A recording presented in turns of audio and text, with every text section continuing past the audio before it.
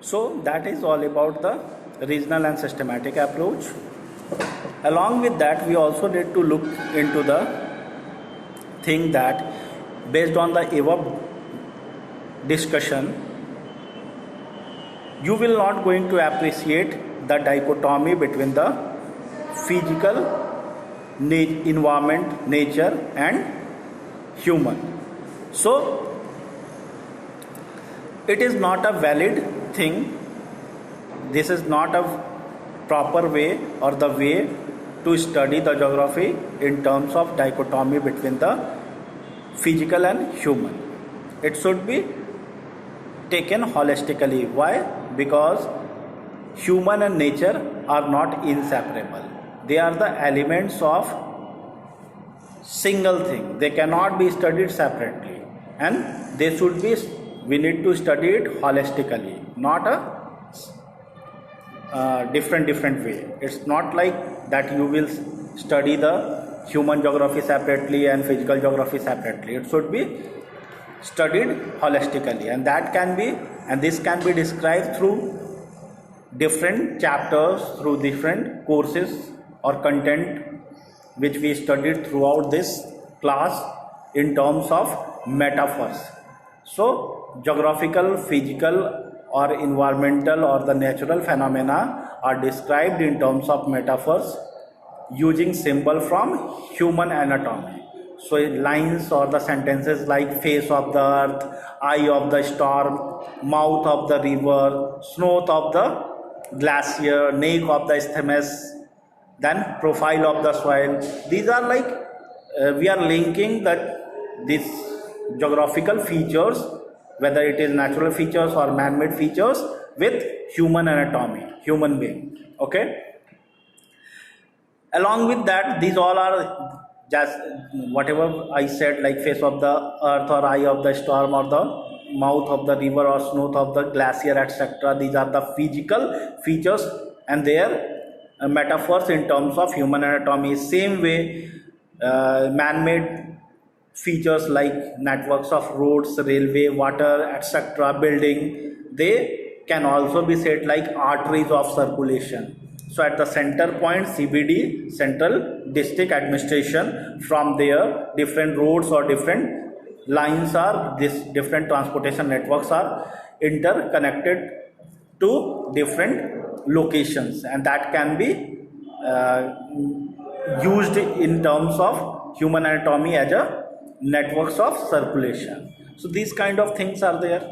Then different scholars or different geographers used to define geography in different terms, especially the human geography definition. So Redgel used to define as human geography is a systematic study of relationship between human society and earth surface.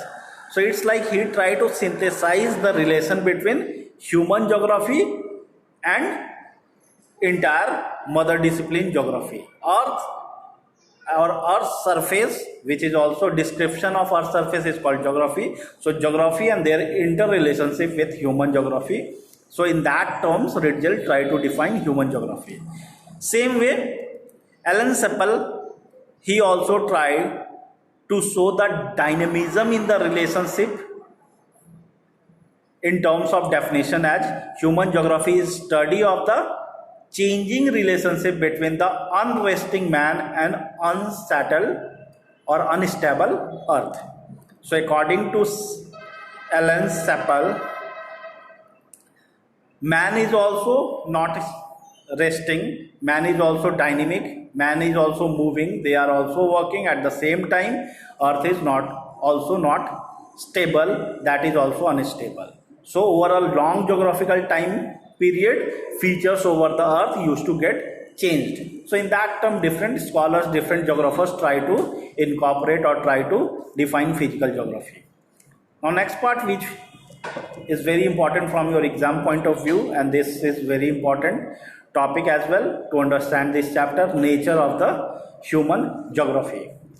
So here in nature of the human geography, we basically, or human geography basically have a nature which try to studies the interrelationship between the physical environment and socio-cultural environment created by human being through mutual interaction with each other. So again a synthesis or try to interlink geography with human geography or human geography with physical geography. So here human geography is defined in terms of interrelationship of it with physical environment or socio-cultural environment created by human being. Okay, so that is the kind of nature of the human geography.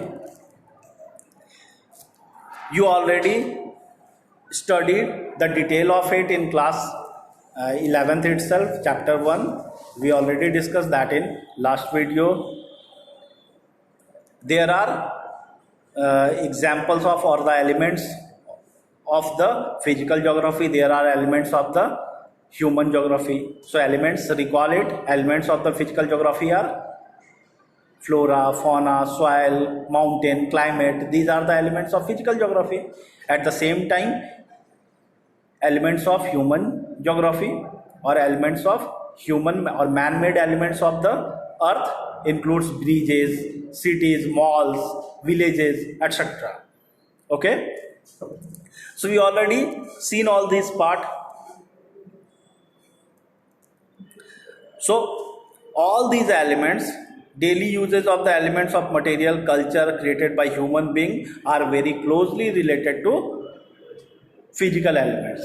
So you cannot segregate this physical environment or human being modified environment. They are closely related, and that we will try to learn in further course of this chapter.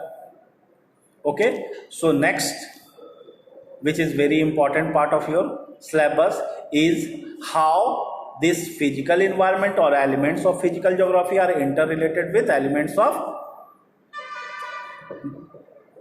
man-made or human geography. So that we will try to understand that with reference to the geographical time frame. We try to understand that what are the relation between the elements of physical geography and elements of human geography, and that can also be said or explained in terms of naturalization of humans or humanization of nature.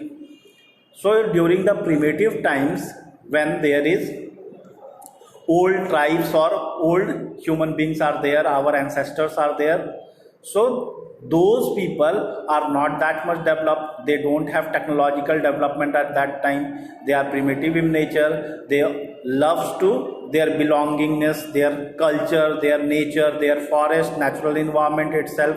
And at that time, as human beings are not technologically developed, so environment was the driving force. Environment decides the future course of entire earth. Man are very poor in terms of techniques, tools, or they don't have technological development during that phase of evolution of earth.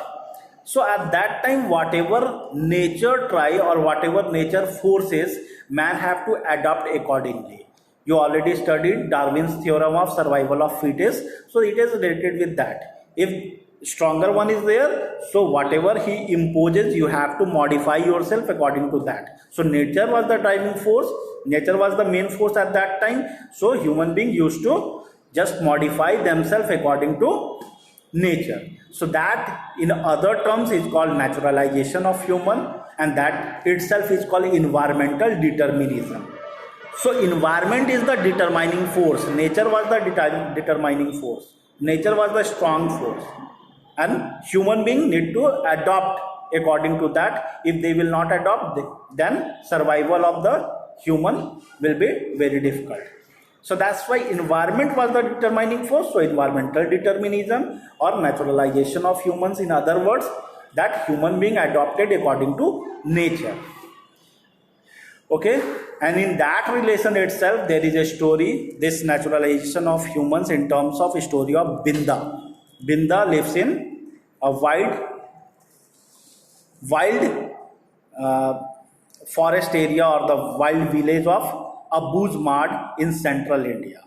So he, along with his family members and friends, used to roam around this dense forest where it is very difficult even to reach by birds or even stray dogs. Generally, stray dogs you will find anywhere in the society, here or there, but in that dense forest there is not even a stray dog are there. They are not even able to reach that dense forest.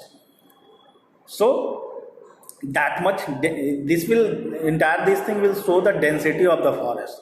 So in that area, in that difficult situation, these tribal people, Binda and their people used to stay, their friends used to roam, and that forest is Penda forest. So there they used to stay. Their total life will totally depend upon the natural environment of that area. Kind of forest or the plant found in that area is like mahua, palas, sal, such kind of trees are found there. They used to totally survive on this thing. They are tribal people, and if they got any kind of disturbance or any footprints or any hand marks or any imprints of any outsider in that area, they used to just roam or just vanishes inside the forest. वो जंगल में थोड़ा भी अगर outsider का कुछ भी उनको थोड़ा भी आहट मिलता था तो तुरंत वो डेंस फॉरेस्ट में दे यूज्ड टू वहाँ पे जाके वो छिप जाते थे. पता ही नहीं चलता था कि ये tribal group of people are which were moving there कहाँ गायब हो गए. सो that kind of situation are there, but they are very much familiar, very much close to natural environment there. So at that time they are totally dependent upon nature. So that was a kind of naturalization of humans or environmental determinism. So that is the story. With it, we try to incorporate the things. So, but their overall life, their childhood, their earning, their survival, everything will depend upon that natural forest. So, when technology was not that much advanced, it was natural law that will determine the thing. Technology indicates usually the level of development, okay, level of cultural development and overall development of the society, okay. Human beings are the one who need to develop technology with time, with over the studies, research and development. The technology used to come up, and that will change the nature. So further course of things we will study in the next part. Today that much is enough. In the next part I will try to look after the next topic or the same topic, other part, that is humanization of nature. So we will start with humanization of nature into the next class. Any doubt is there, any question is there, you may ask in online classes. I will try to incorporate all the doubts and clear all the things, try to make you doubt free, or any problems can be sorted out in the online classes. That's it for the day. Keep studying, stay focused, because it's your board year, your board exam is going to be there, and along with that stay away. It's not like this COVID time, so you have to maintain social distancing as well. So maintain COVID norms as well. That's it for the day. Bye bye. See you in the next class.